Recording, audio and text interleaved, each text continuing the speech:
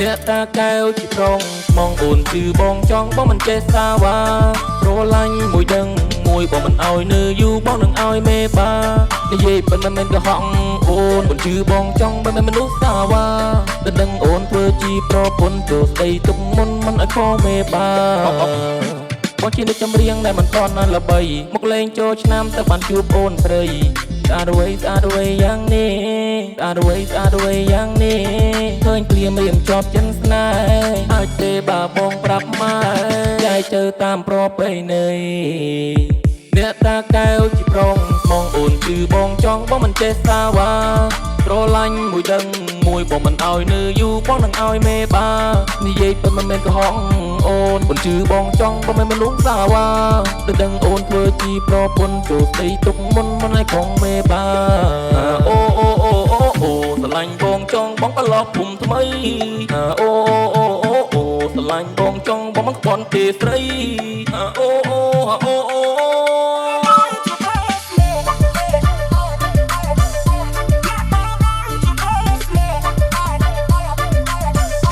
អ្នកតាកែវជាប្រងមកអូនគឺបងចង់បងមិនចេះសាវ៉ា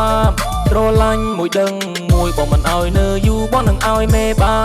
និយាយពិតមិនកុហកអូននឹងគឺបងចង់បងមិនមនុស្សសាវ៉ាដល់ដឹងអូនធ្វើជាប្រពន្ធចូលស្ដីទុកមុនមិនឲ្យខំមេបា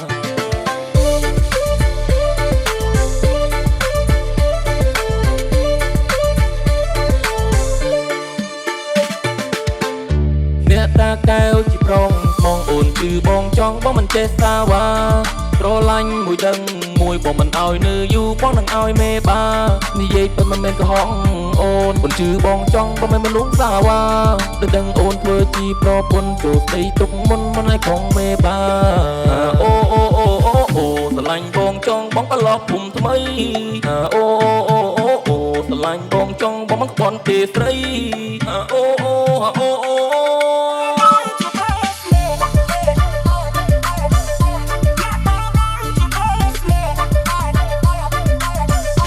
អ្នកតាកែវជាប្រងមកអូនគឺបងចង់បងមិនចេះសាវ៉ា